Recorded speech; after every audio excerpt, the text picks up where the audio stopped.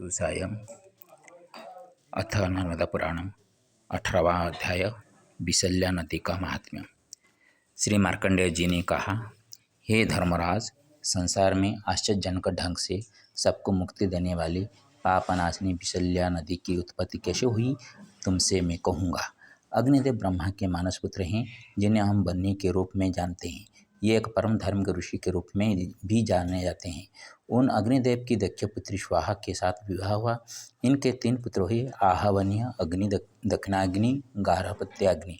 यही त्रिलोक को धारण करते हैं। गार्हपत्य अग्नि से पद्मक और शंकु नामक 2 श्रेष्ठ पुत्र उत्पन्न हुए। ये दोनों ही श्रेष्ठ अग्नि हैं। अग्निदेव ने नदी के तट पर निवास करते हुए मन को वश में कर शंकर जी की आराधना में 10,000 वर्ष तक विशाल उग्र तप किया। तब प्रसन्न होकर महादेव उन अग्निदेव से बोले, हे तपस्वी, तुम्हारे मन में जो हो मांगो, मैं तुम्हें दूंगा, इसमें संदेह नहीं है। अग्निदेव ने कहा, महापुण्यदायी नदी नर्मदा तथा जो ये 16 नदियाँ हैं, आपके अनुग्रह से मेरी धर्मपत्नी बने, उन स्त्रियों के गर्भ से उत्तम पुत्रों को मैं उत्पन्न करूं। हे महेश्वर, यह वर मुझे दीजिए। शिव जी ने कहा, वेद में प्रसिद्ध श्रेष्ठ नदियाँ विशाल नेत्रों वाली है, ये सभी तुम्हारी पत्नी बनेंगी, इसमें संशय नहीं। यज्ञ में स्मरण किए गए अग्निरूप वाले उनके पुत्र होंगे। ऐसा कहकर महादेव जी वहाँ से अंतर्धान हो गए और नदियों में श्रेष्ठ नर्मदा उस अग्नि की पत्नी हुई। कावेरी, कृष्णा, वेणी, रेवा, यमुना, गोदावरी, वितस्ता, झेलम, चंद्रभागा, ऐरावती, रावी, विपाशा, व्यास, कौशिकी, कुशी, सरजू, शतरुद्रिका, सतलज, क्षिप्रा, सरस्वती, लादिनी और पावनी, ये 16 नदियाँ अग्निदेव की स्त्रियाँ हुईं। तब उन महातेजस्वी अग्निदेव ने शीघ्र ही अपना विवाह कर पति के अभिचार से नर्मदा आदि धिष्णि नामक स्त्रियों से पवित्र पुत्र उत्पन्न किए। वे सभी धिष्ण नाम से प्रसिद्ध हुए। ये राजन, उनमें नर्मदा का पुत्र धिष्णि नाम से चर्चित हुआ, जो बल और सौंदर्य का साक्षात स्वरूप था। तदनंतर त्रैलोक्य में मय तारक नाम से प्रसिद्ध असुरों और देवों का भयानक युद्ध हुआ।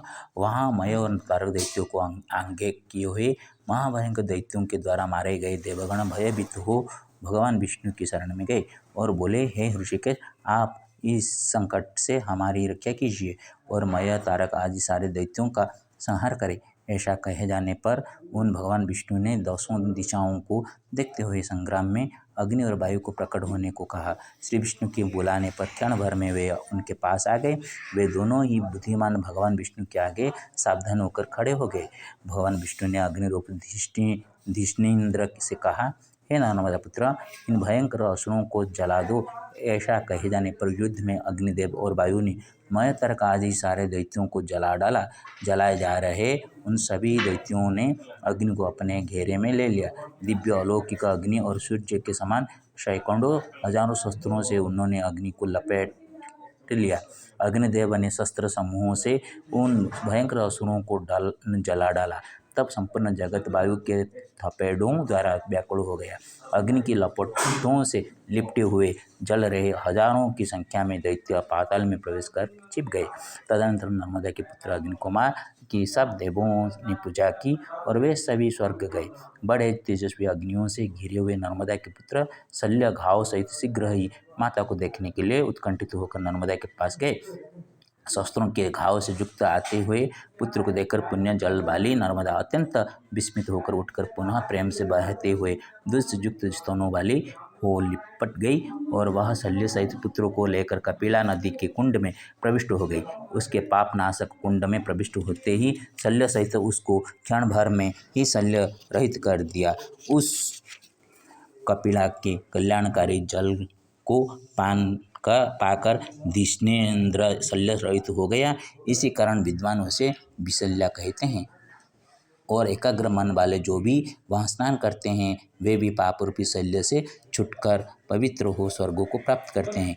हे धर्मराज, बिसल्या की उत्पत्ति का कारण जो आपने पूछा था, उसका मैंने कहा। ये खड़े शरीर वाला, जो कि खड़ा होकर 12 साल तप किए थे, संत का ये है समाधि। मया रचितम अथ नर्मदा पुराणम 18 अध्यायः बिसल्या नद्याः महात्म्यम्। राजन्तावशृणु मणिर्मे बिसल्या पुण्यवाचनम् ऋषिवदग्निदेवेन ब्रह्मा मानसूनुना मान्या स्वाहा दक्षपुत्री करधृताग्निना प्रिया मर्त्ये धर्मकृतं कर्म आवाहनीयाग्निभिः स्थिरम् आवहनीय दक्षिणाग्निर्गारपत्यग्निरमृता गृहे गृहे यथाग्नि स्वाहात्मार्गार्यपत्ययाज्ञिकः रक्षति ब्रह्मण यतिङ्गारपत्यग्निरमृतां राजन्तदात्माजौ जातो पद्मकशङ्कुबन्निना रेवातटाश्रयी चाग्निश्चचार कठिनं तप रेवेश्वर प्रसन्नन्य धर्मपत्नी च नर्मदा महापुण्यमयी रेवा कावेरी नर्मदा कुशी सरजू